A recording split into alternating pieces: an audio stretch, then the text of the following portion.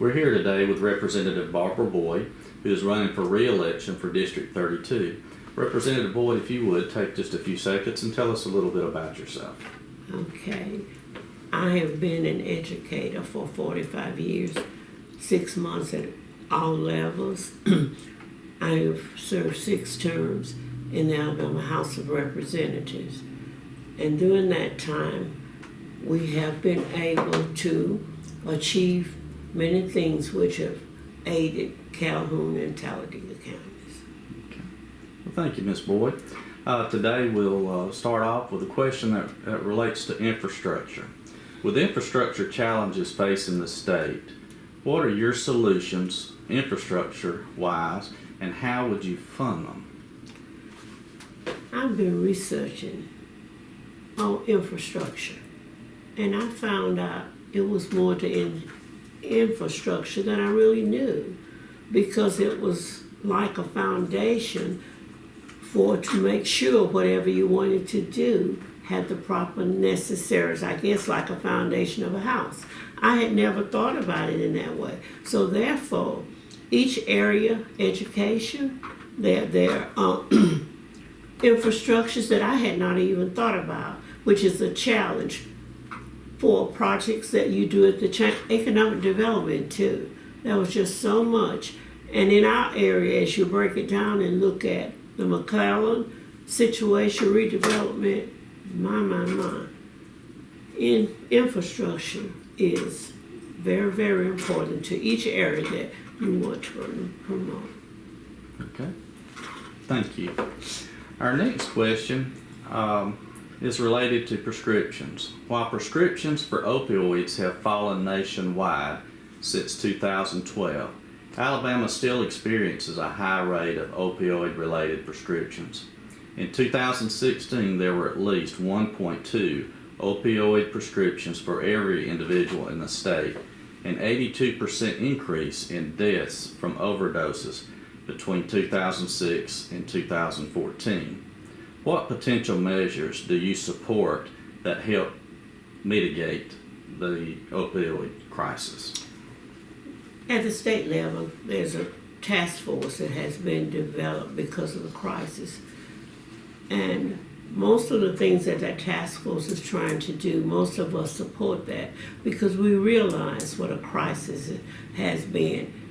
And it has begun to reach not only certain age groups, but even infants and others who are sometimes affected even from before birth and that. So I support any measure that will prevent a widespread of use of opiates. Thank you. Our next question is related to budget issues. Next year, with budget considerations, what are your priorities and how would you fund them? My, that's a loaded one. We have 2 budgets, education and general funds, but the real deal is we can't continuously say that we are going to improve our budgets until we find a way. Taxes, that bad word. We've got to find a way each year. We can't continue to just use property taxes, sales taxes, supplements that you give to fund. Somehow, we've got to overhaul the tax structure and make it equal, I should say. Thank you.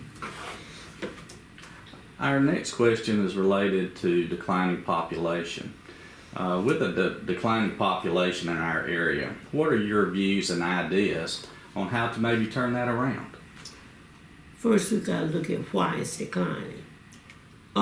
My guess is age group, mostly, then also it's job related and economic development too. If you're thinking of declining in the city of Anniston, that's a different challenge because of all of the surrounding areas we have and the build up and the location of some. We will have an advantage as we continue to develop McClellan right off the interstate. So with declining population, I said we have to again look at programs for seniors, millennials, and all ages to address their needs and what would cause them to want to stay. Thank you. What are your solutions to help provide necessary resources to support Alabama's current and future workforce needs? That's an excellent one. We really, in this county, need, and I think you're doing this at the chamber, take an inventory of what type of skills will be needed for the industries we have. Take the automotive, which is coming back our way, and there are others. Need to partner with the schools who are training them and say, career development begin. Don't wait until they graduate. Some of those who are bright, they can go and take some of those courses, already have a job waiting for them. And I think that we could do a better job of cooperating, collaborating, but that's easier said, than really occur, because most of us are territorial in. Yes.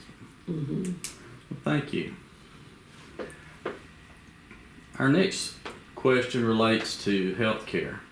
What measure would you support to better stabilize hospital finances in order to prevent future closings? One is expand Medicaid and get all the money that we can get, because that is at rural hospitals and rural people, and even now more middle-aged people. Medicaid, I said, but Medicare and all of those provisions for the seniors. We have got to make a better effort at looking for additional funds. And there was an article in the Anderson Star that talked about, I believe Philip Tudor, if I correctly, who talked about so much money that we are leaving off the table simply because we won't look at things that the federal government needs to do to assist us. Thank you. Well, now, you've got just a couple of minutes here, and give us your thoughts on any of the questions we've asked or anything else that you would like for the voters to take note of. I'd like for you to look at the critical issues and the things we're facing as a state. We need to look at electing people who will be able to recognize across the crisis or accept the challenges, and then be able to do what you think is best, regardless to whether you're a Democrat or Republican, Independent. Once we're elected, we are to serve the people of our district, the people of the state, and the local in all ways that we can. Thank you. Representative Boyd, we appreciate you coming in today and sharing your views and insights in the upcoming election for the Alabama House of Representatives, District 32.